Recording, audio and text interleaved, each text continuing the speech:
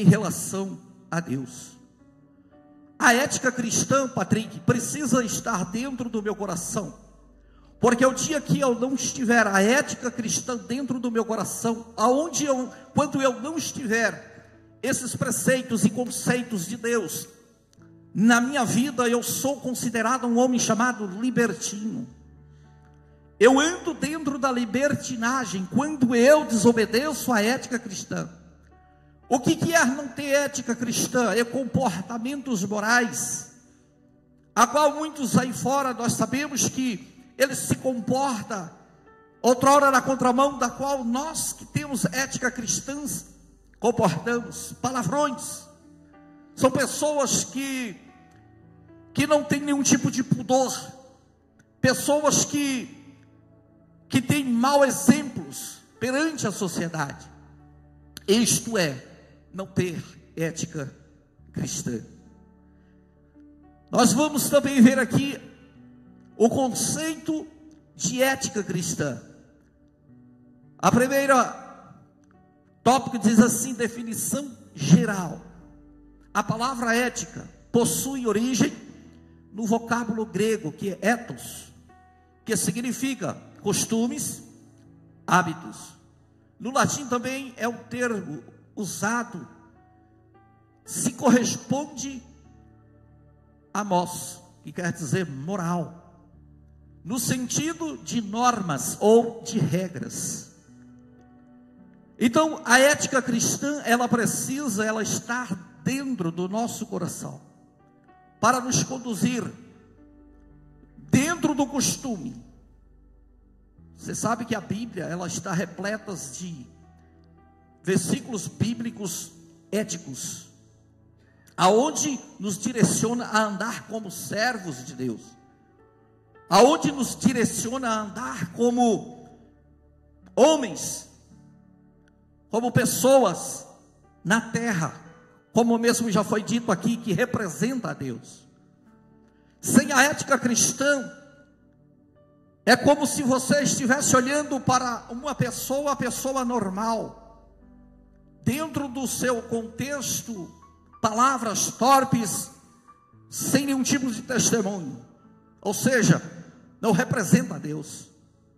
A gente conhece pessoas que se diz ser servo de Deus, mas outrora vive fora da ética, compra e não paga, é adúltero, cobiçosos, mentirosos. Nós vimos que a ética também, ela fala dentro de costumes, há diversos tipos de costumes. Como que a Bíblia nos ensina sobre costumes? Tem costumes de várias formas. Como que é o costume que a Bíblia nos ensina a andar perante a sociedade?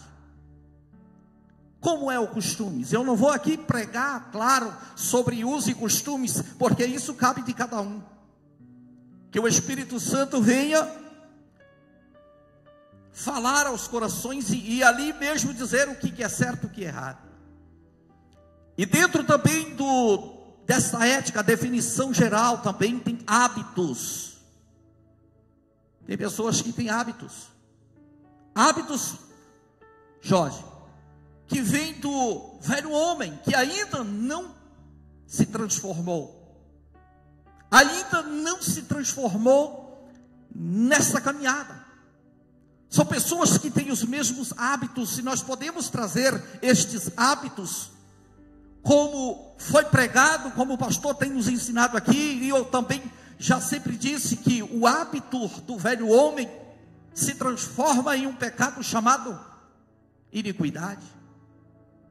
E o que é iniquidade? São pecados costumeiros, pecados de estimação, ou seja, pessoas que trouxeram os seus maus hábitos do velho homem e praticam no dia de hoje. Precisamos do quê? De ética. O que é ética? A Bíblia diz como eu devo andar. A Bíblia diz como eu tenho que falar. A Bíblia me ensina como eu tenho que andar. Isso tem que haver transformação. se não haver transformação, isso é muito perigoso. Normas e regras. A palavra de Deus, os ensinamentos de Deus têm regras e também têm normas. Às vezes não concordamos com as regras, às vezes não concordamos com as normas. Isto é fora de ética, considerado como libertino, porque quando não considera os conceitos, definição geral ou os preceitos de Deus, eu sou um libertino, eu sou um foragido. Nós temos aqui o 2, que fala sobre a ética e moral. Enquanto a ciência,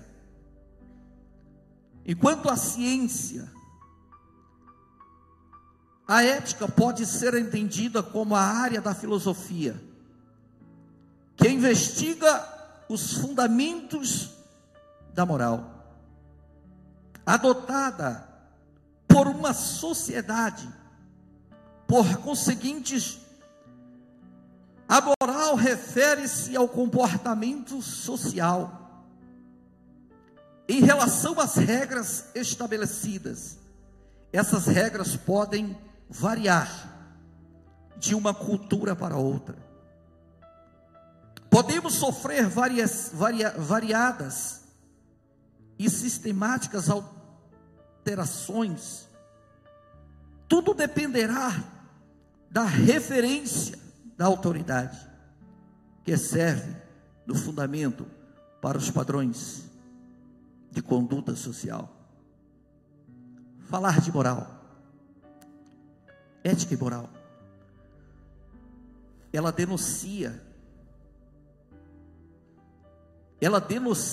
ou melhor dizendo, é uma filosofia que investiga os comportamentos morais. Aqui nos diz que se não tiver autoridade para bater firme, para ter firmezas da correção, se não tiver autoridade para poder dizer assim que tem que ser, ela diz que ela sofrerá alterações. Não é bem assim quando nós estamos, eu vou trazer para dentro das igrejas, dentro da igreja. Quando nós estamos em uma igreja, um determinado ministério, lá pode tudo. A autoridade maior lá, ela abre o leque, tudo pode. As pessoas não têm moral, não tem como denunciar. Mas passando por algum tempo, a vida da gente vai andando, pode sofrer algumas alterações. A alteração pode ser destrutiva ou pode ser também construtiva. E pode haver falta de moralidade. Nós temos um governo que queria colocar ordem em um país. Nós temos um governo que queria colocar ordem, Patrick. Olha, roubou, tem que ir preso. Fez coisas erradas, tem que pagar por isso. Mas dependendo da vida, da transformação, entra outro governo e abre o leque. Entrou a imoralidade. Uns apoiam a imoralidade, que é homem com homem, casando homem com homem. Nós temos aí pessoas que estão aí a cada dia se demonstrando que é homossexual, e a imoralidade vai sendo destruída porque não tem regras, não tem ordem. Então, para isso, que também dentro da nossa vida cristã, precisamos de uma filosofia que investiga os fundamentos morais, adotado por uma sociedade. Nós somos uma sociedade, e nós precisamos ser investigados aonde está o problema, o erro, e precisamos ser corrigidos dentro dessas regras, porque é a Bíblia que nos ensina, porque o crente tem que andar como crente, O crente não é só tem que ser crente dentro da igreja e lá fora é imoralidade. Palavreado.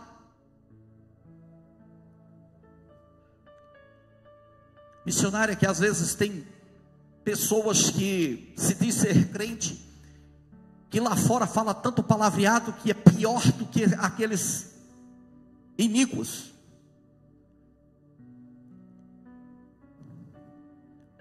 Ética cristã. Terceiro ponto. Vou correr porque o tempo não nos espera.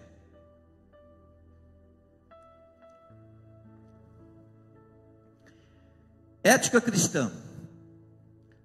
Olha, eu vou dizer uma coisa para vocês. Se você estiver esperando esta revista,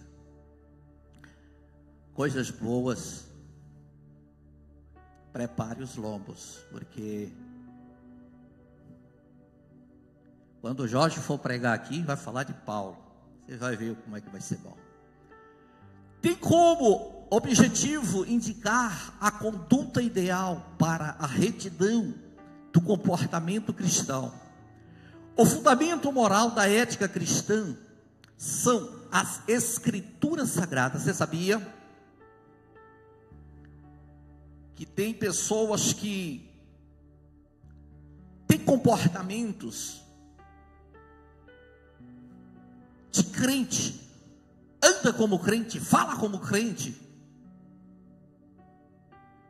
age como crente, é diferenciado.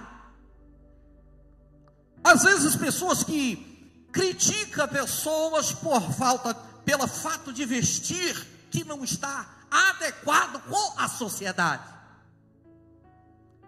Tem pessoas que criticam pessoas que não gostam de cortar cabelo, que não gostam de pentear cabelo, que não gostam de botar um esmalte, que não gostam de colocar isso, colocar aquilo, e criticam porque querem se juntar com a sociedade. Mas sabe por que isso não acontece? Não é que ela quer ser, ou ele quer ser melhor do que ninguém. É a Bíblia que ensina. A Bíblia me ensina como eu devo andar perante uma sociedade. Não é só ouvindo a palavra de Deus nos cultos de domingo, não, é leitura diária. Quando nós lemos a palavra de Deus, nós achamos coisas que ali não está de acordo com o meu viver. Eu digo, eu vou corrigir.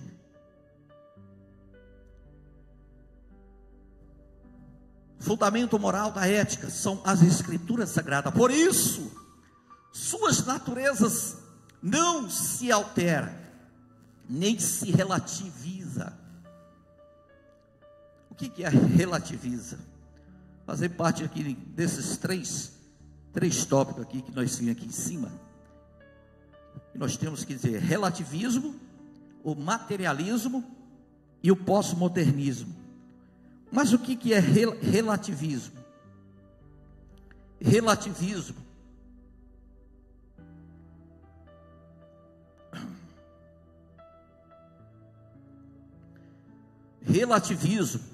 é uma corrente de filosofia, é uma corrente de filosofia que defende que verdades, valores morais conhecidos e outros conceitos são relativos, ou seja, depende do contexto histórico, cultural e social em que são produzidos, não existindo, portanto, uma verdade absoluta. Essa perspectiva de relativismo se manifesta em diversas áreas, como o relativismo cultural, que busca entender uma cultura a partir de seus próprios códigos, e do relativismo moral, que questiona a existência de valores éticos. Então quer dizer, quando tem pessoas que têm ética cristã dentro de si, anda dentro de si, tem muitos que vivem no relativismo. Tenta investigar, acabei de dizer aqui, tenta investigar para ver se isso é verdade, e acaba ali vivendo uma vida atormentada. A pessoa que tenta investigar a vida do outro e passa a vida toda tentando investigar, eu não gosto, eu não vou com a cara, não aceito daquele jeito, e passa a vida toda no relativismo, tentando, procurando conceito, preceitos e pretexto para tentar confrontar, para dizer, olha, não é verdade isso.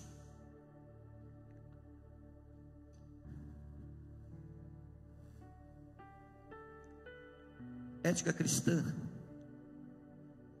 não se desassocia da moral e dos bons costumes derivados da doutrina bíblica.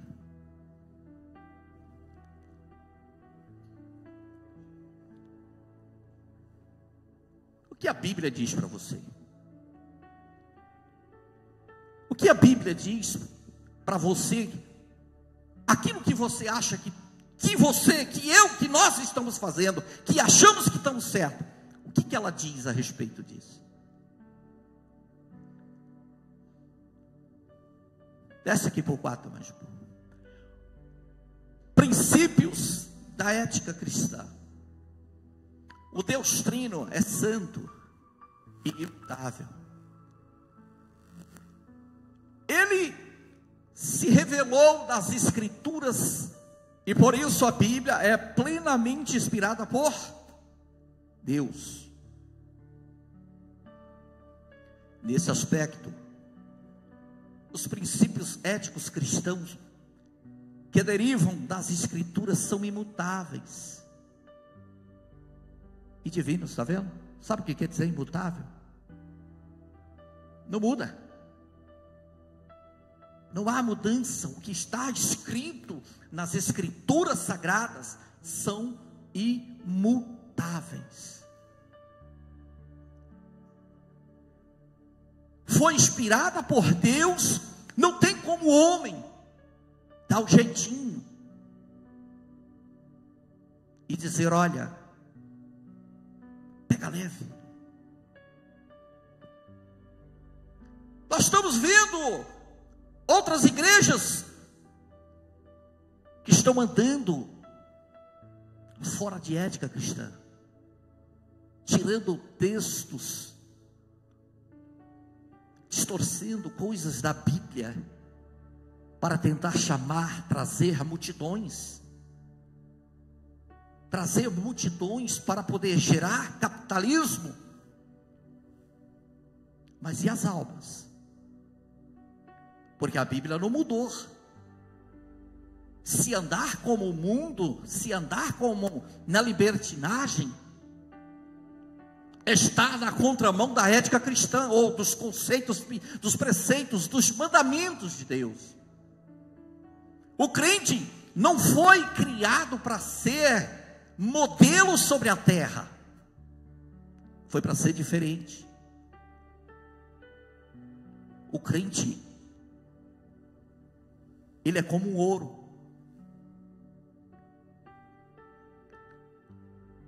Duas mulheres entrou um dia desse dentro de um orivo. O senhor que trabalha com ouro, ele viu ele ali mexendo com ouro, e perguntou para ela e disse assim: ó senhor, como é que o senhor sabe que este ouro está bom, pronto? Estava o ouro no fogo, e ele botando fogo no ouro, e ela ali, ele disse: olha, eu sei quando o ouro está pronto, quando eu vejo o meu reflexo nele. Quando põe, Sara, fogo no ouro, o ouro ele vai tirando toda a impureza. Quando você vê o seu reflexo no ouro, é porque ele está pronto. O crente foi levantado, você foi salvo, foi resgatado de lá de fora do mundo, para ser como o ouro, para ser o espelho de Deus sobre a terra. Mas isso tem que ter ética cristã, aprendizado pela palavra, cumprimento da palavra. Nesse aspecto, os princípios éticos cristãos que derivam das Escrituras são imutáveis e divinos. Esses princípios têm a aplicação adequada para todas as épocas e culturas, pois são universais. Assim, os padrões éticos cristãos não podem ser relativados. O céu e a terra passarão, mas as minhas palavras não hão de passar. Mateus 24:35. A ética é para toda a época, é para todo o mundo. Aí eu vou para a Escócia. Jezão, você morando na Escócia. E aí, Gê, como é a cultura da Escócia? Eu vou usar saia. A pessoa ser com essas perninhas mostrando do joelho para cima. Mas podemos ver a cultura, sim.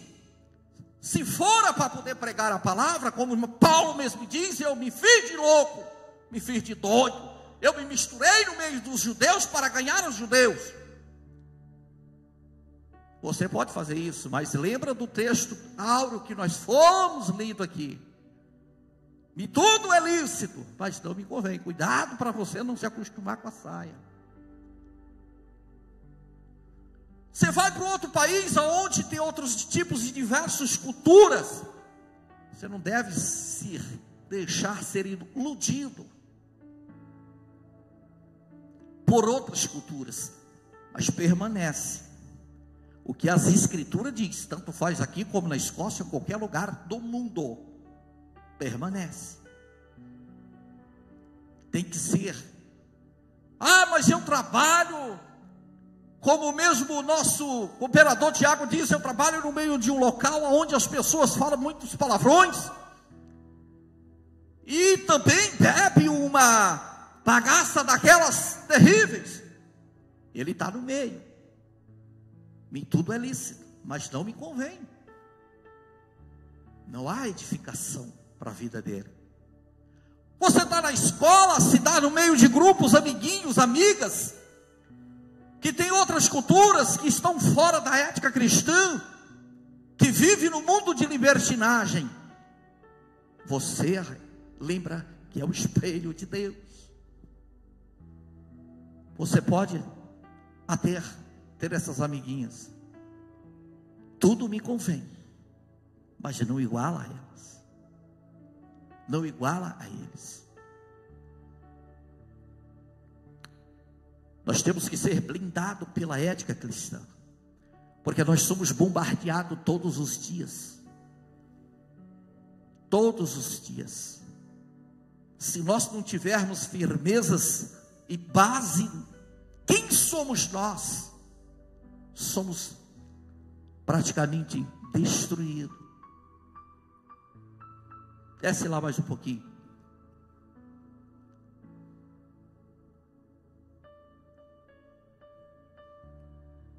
Segundo fundamento da ética cristã. Nesse tópico mostraremos as principais sanções bíblicas, tanto do Antigo quanto no Novo Testamento. Embora seja impossível mencionarmos os ensinos integrados da Bíblia, ou integral da Bíblia, sobre o assunto, que roteiam o senso ético de todo cristão. O Decálogo, os profetas, os evangelhos e o Sermão do Monte e as epístolas paulinas em geral. Decálogo, você sabe o que quer dizer isso? Sabe? É os 10 mandamentos, o conjunto. Está aqui embaixo. Você não sabe? Nem olhando.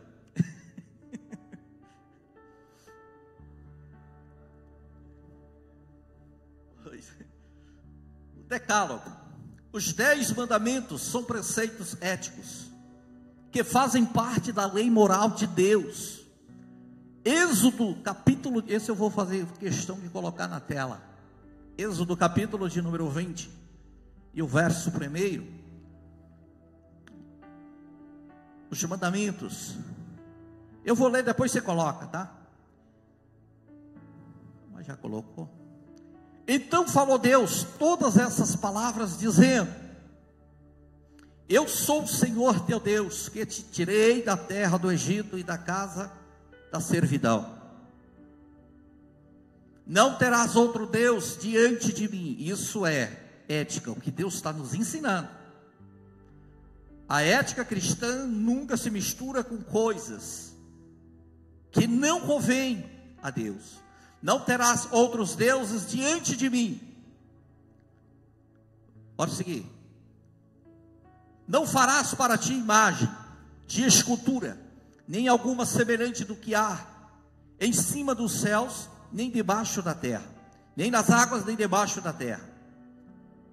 É Deus nos ensinando, ética cristã. Não te encurvarás a elas, nem os servirás, porque eu, o Senhor, teu Deus, sou Deus zeloso, que visito a maldade dos pais dos filhos até a 3ª e 4ª geração daqueles que me aborrecem. Seguir. E faço misericórdia em milhares aos que me amam e guardam os meus mandamentos. Depois vocês lerem lá. Volta para a tela.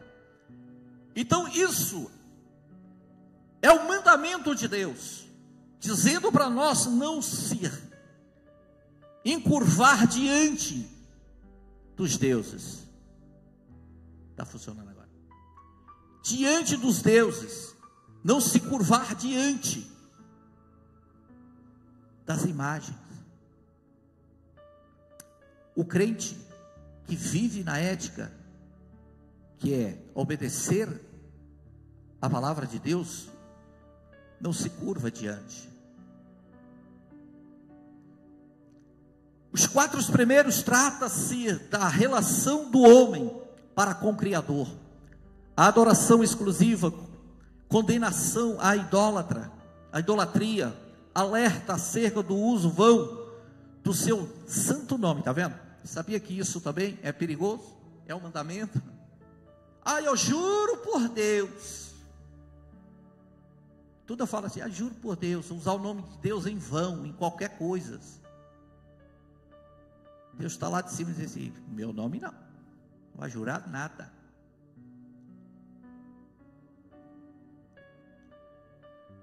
E a sacralidade do tempo. Êxodo 20, de 1 a 11, depois vocês lerem lá, os 6 últimos mandamentos referem-se à relação do homem com o próximo. Honrar aos pais, zelo pela integridade da vida, repúdio ao adultério, proibição ao furto, mentira e à cobiça. Está vendo? Preceitos de Deus nos ensina dentro da ética cristã que não podemos fazer o quê? Isso. Desses mandamentos todos, Deus tira um e diz: esse aqui eu quero de vocês. Amarás a Deus sobre todas as coisas, e amarás o próximo como a ti mesmo. É difícil, né? Não tem como, gente, eu dizer que amo a Deus e você me odeia, gente. Não tem como eu dizer que eu amo a Deus e eu te odeio. Isso não é o pastor, isso não é o escritor, isso não é o comentarista que está dizendo, é a própria Bíblia, é o próprio mandamento de Deus. Não tem como a gente dizer que ama a Deus, mas como eu amo este Deus, mas está em pé de guerra com outro, seu irmão. E Deus também repudia também, olha, o adultério, a proibição também do furto. Pessoas que adulteram, porque adultério, tem 2 tipos de adultério. Tem o adultério físico. Adultério físico é quando você sai da sua cama e deita em outra cama alheia, com outra pessoa, com outra mulher. Esse é o adultério físico. Mas também tem o adultério que é da idolatria. O adultério da idolatria. Idolatrar muitas, independente de que não seja imagem ou qualquer coisa, é adultério. A proibição também do furto, a mentira. Não existe mentirinha, eu vou mentir só um pedacinho. Não existe isso. Mentiu. E a Bíblia é bem clara, reverendo Alain,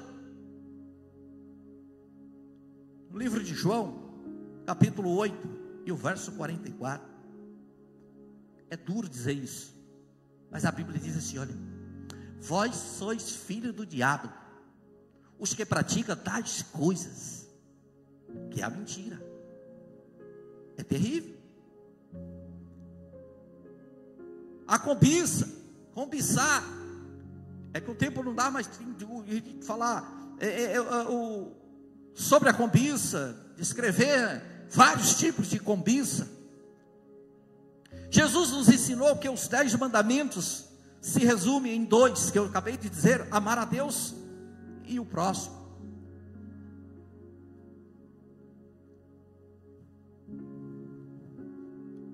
Os profetas, a mensagem dos profetas do Antigo Testamento tem uma imensa influência ética para os seguidores de Jesus, abarcando as esferas morais, sociais e espirituais. Põe um livro que, de quando eu estou aqui, vou fazer 3 anos, nunca vi ninguém falar sobre Miqueias, inclusive eu.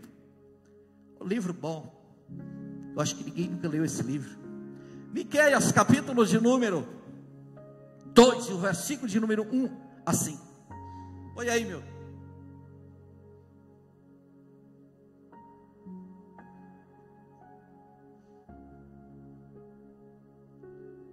Miqueias, capítulo de número, olha aqui, ó. Ai daquele que nas suas camas intentam a iniquidade e maquinam o mal, à luz da alva o pratica na luz do dia, não espera nem escurecer, porque está no poder da sua mão. Segue mais um pouco. E cobiça campos e os arrebatam, e casas e as tomam. Assim fazem violência a um homem e a sua casa, a uma pessoa e a sua herança. Isso quer dizer cobiça. Estou falando da cobiça. Assim, né? Entra dentro da sua casa, toma seu campo, toma suas casas, fazem violência, batem, por causa de cobiça. Segue mais um pouquinho.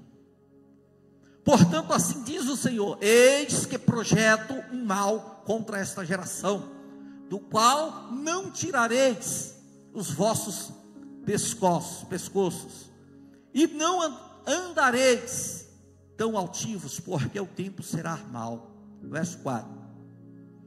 Naquele dia se levantará um provérbio sobre vós, e se levantará pranto lastimoso, dizendo: nós estamos inteiramente desolados, a porção do meu povo ele a troca, como me despoja, tira o nosso campo e os repartem. Volta para a tela. Tem coisas que nós praticamos e achamos que passa impune. Tem coisas que nós fazemos que acha que passa impune. Aí um dia após o outro, nada aconteceu. Está tudo bem. Eu minto, nós mentimos, nós cobiçamos, nós falamos mal, nós fazemos todo tipo de desmantelo nesta terra. E achamos que isso está tudo bem. Mas a própria Bíblia me diz, como foi dito aqui também pelo nosso pastor, quando ele estava pregando sobre Apocalipse, ele diz que a palavra de Deus diz assim, que naquele grande dia, cada um dará conta de si mesmo. Nós podemos estar com uma vida bonitinha aqui, terno bonito, está todo mundo em paz, em comunhão. Mas eu volto no Salmo de número 139, que aquele que sonda, que conhece, é Ele. Está escrito tudo, ó. Não tem para onde escapar, não há. Não tem como apagar, porque tem o julgamento, como foi dito, das obras. Aquilo que foi feito será colocado à vista. Os evangelhos. Evangelhos são as boas novas de Cristo. Mateus capítulo de número 9 e o verso de número 35. A mensagem registrada pelo evangelista, que fala quando Jesus, por onde passava, ele curava diversas pessoas enfermas, etc, etc. Ele fazia a obra, trazia cura e também trazia o evangelho, as boas novas para o pessoal, para as pessoas que o seguiam. Contém apelo ao arrependimento, renúncia ao pecado, o afeto de perdão, esperança de salvação e santidade na vida. Os seguidores de Cristo são convocados a viverem a doutrina do evangelho e adotarem a ética e a moral do reino de Deus como estilo de vida. Não tem como a gente não ter ética, não obedecer. Não tem como. É como eu disse, e volto à mesma palavra que eu disse no começo. Se eu não obedeço o que a Bíblia me diz, eu sou considerado um libertino. E se eu sou um libertino, eu estou não liberto. Preciso ser liberto. O Sermão do Monte, este sermão contém princípios dos mais altos ideal e moral. Neles são reveladas a ética e a moral do reino de Deus, em questões como a ira. Acho que ninguém fica irado, né? Nosso tempo nós não ficamos irados. Não. Fica irado não. Você fica irado, Patrícia? Fica não. Ali diz também sobre o adultério, o divórcio, o juramento, a vingança e o amor. Às vezes tem pessoas que é casado, passa por uma peleja, e é preciso passar por essa peleja, não tem como fugir dela. Aí de repente já está, eu quero o divórcio. Nós, né? O divórcio. A ética cristã vai ensinar que há motivo para pedir o divórcio, a ter o divórcio, não é por qualquer coisa. É o juramento também de vingança e o amor. Também nos aborda a esmola e a oração e os jejuns, passando pela questão do prejulgamento dos falsos profetas e dos alicerces espirituais. Jesus, ensinando o Sermão do Monte, fala sobre a ira, não irás. Fala sobre o adultério, que é aquele que olhar para uma mulher com coração impuro, né, já pecou, já adulterou com ela. Fala também, ele repudia também o divórcio. Ele fala também do juramento sobre vingança, e fala também do amor. Também ele vai falar sobre esmolas, falar sobre oração, e também fala do jejum. Jesus no Sermão do Monte. Então, ele nos ensina essas éticas cristãs, que nós temos que focar em umas partes, alguns nós temos que tirar da nossa vida, e outras partes nós temos que aplicar, que é a oração, que é a esmola, é o jejum, etc. O amor, passando pela questão do julgamento, falso profeta, dos alicerces espirituais. Já li isso aqui. O Sermão do Monte está para os cristãos como o decálogo, que é os 10 mandamentos. Está para os judeus. Por isso, nosso Senhor convida aos seus seguidores que priorizem o reino de Deus e a sua justiça. Passa lá de novo, eu vou terminar agora. Quero passar em um fio.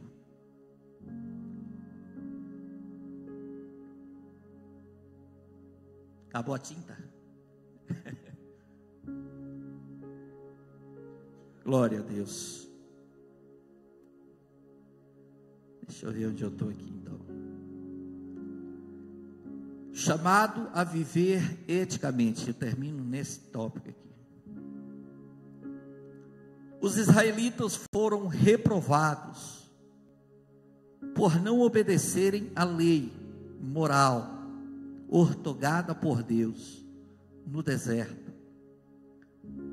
Tal registro foi feito para a nossa advertência, está vendo? Por que foi registrado? Pois as Escrituras dizem acerca do perigo de não vivermos o ideal ético do reino cristão. Agora eu quero que tu põe rapidinho aqui só. Na verdade, 1 Coríntios capítulo 10 e o verso 5. Você está ignorando, se nós ignorar a pregação, a palavra de Deus, nós corremos sérios riscos de vida. Mas Deus não se agradou da maior parte deles, pelo que foram prostrados no deserto, por não obedecer os mandamentos. E foi escrito aqui. A Bíblia me diz, Patrick, quantas pessoas saiu do Egito? 6.000. Mas tirando criança, tirando mulheres, etc. Mais de 2.000 pessoas. Fila de todos os becos saindo de dentro do Egito. Pessoas saindo de todo lado para poder pegar o caminho do deserto.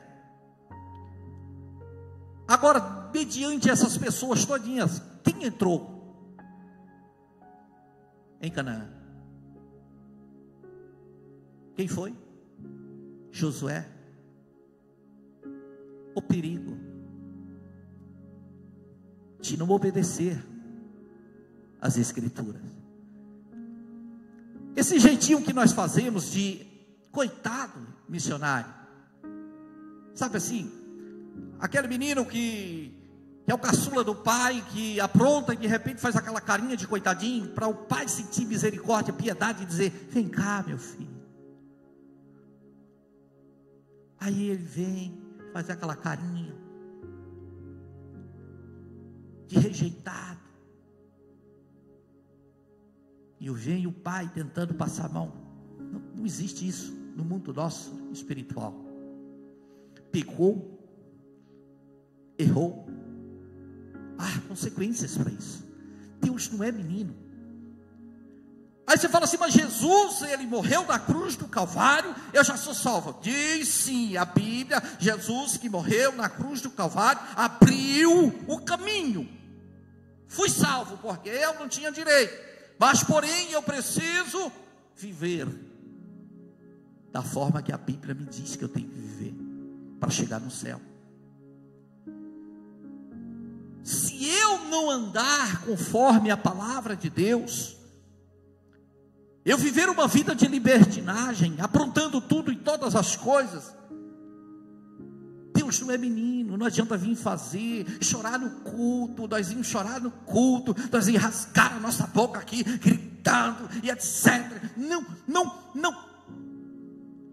Ah, mas Jesus é a graça. Sim, a graça.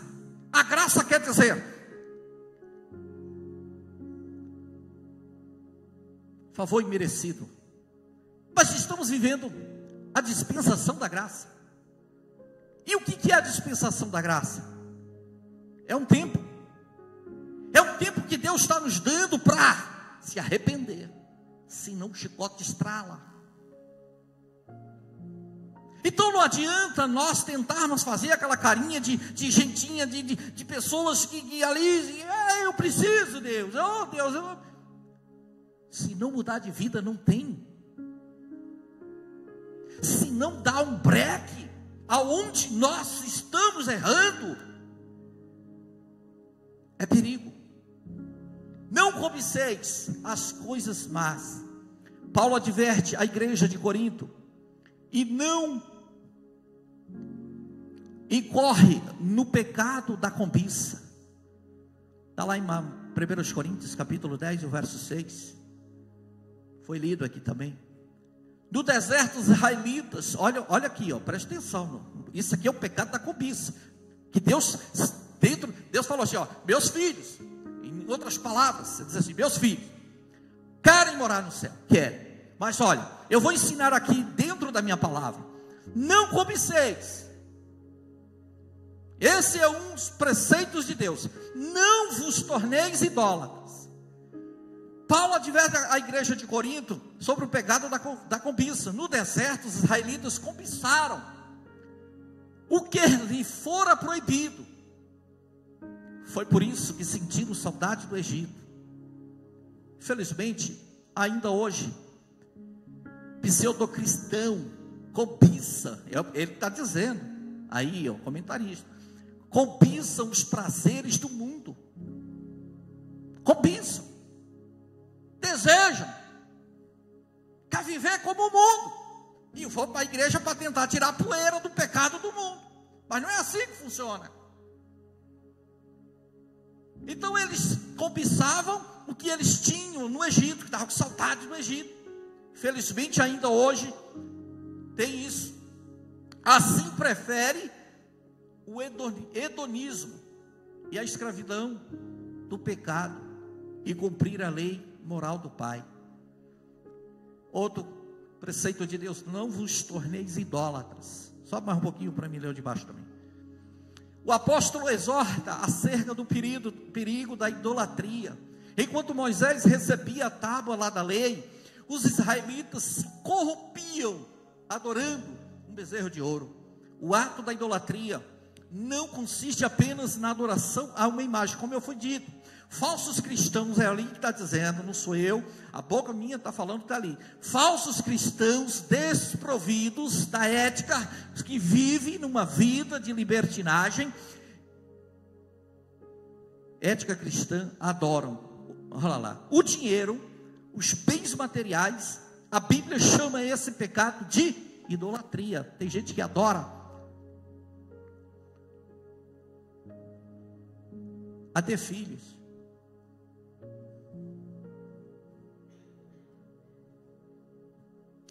Está ali o texto, Colossenses. Não nos prostituamos. À luz da história dos israelitas, o apóstolo alerta acerca da maldição provocada pela prostituição. 1 Coríntios capítulo 10, o verso 8, que eu não vou ler, que fala sobre a imoralidade, encabeça a lista das obras da carne. Prostituição, como eu disse, a prostituição não precisa somente ser um prostituto dentro de uma casa noturna, como sempre diz, ou nas esquinas, etc. Não, prostituição existe de várias formas. Hoje nós temos praticamente um perigo, é uma bênção, mas é um perigo na mão. É um telemóvel, é um tablet. A imoralidade,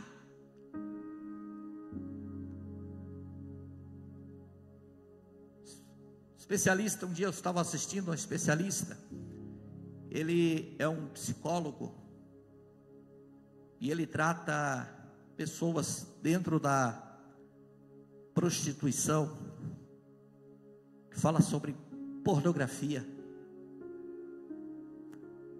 Praticamente 80% dos seus clientes aprisionados na prostituição, pornografia.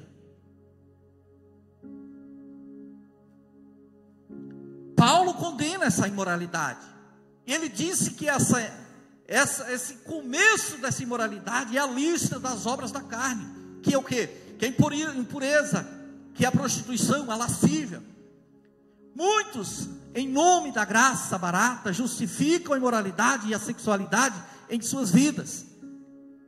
Tem muitos aí endiabados que dizem que precisa fazer não sei o quê, para liberar não sei o que lá, mas isso é o começo do iceberg para uma destruição de uma pessoa. A pornografia, dentro da imoralidade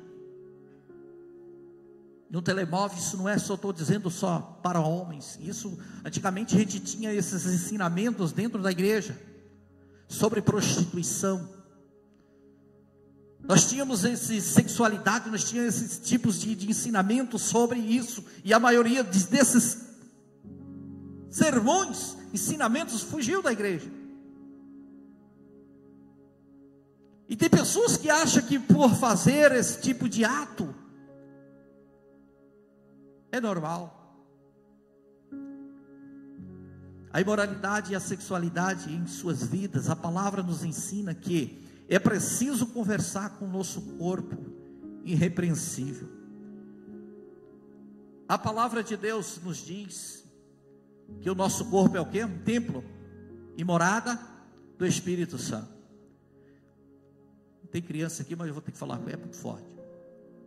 Quando uma pessoa está presa, encadeado sobre essa prostituição, que é a pornografia, através do olhar,